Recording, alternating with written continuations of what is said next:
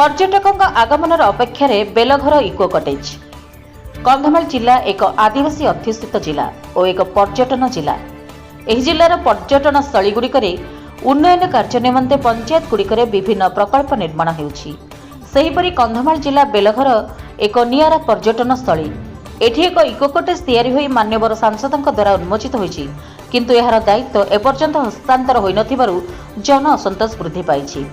फल पर्यटक माने आसी रहिबा सुविधा नथिबारु फेरी जाउछंती। फल अंचलर उन्नतीकरण प्राकृतिक सौंदर्यीकरण होई पारु नाही। वर्तमान तुरंत पदक्षेप नियाजिबा निमंते दाबी करिसंती अंचलवासी।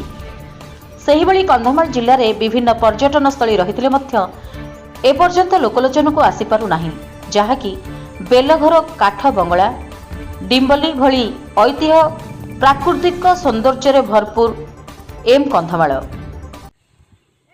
अतिथि देवो भव।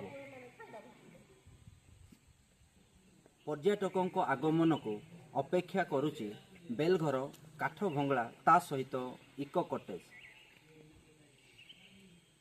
पुरातन जोड़ा कि सौंदर्य लोप पाइबाकू जाउथिला। काठ भंगलार परिचय पूर्वरु थिला, किंतु किछि वर्ष हैला सेडा दिनकू दिन लोप पाइबारे लागिथिला।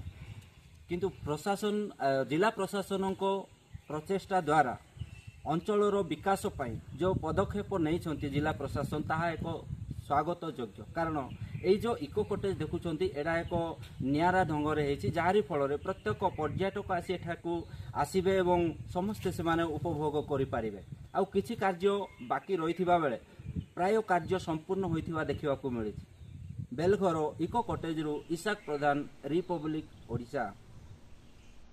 बालीगुड़ा इसाक प्रधान का रिपोर्ट, रिपब्लिक ओडिशा, साधारण लोकों स्वर।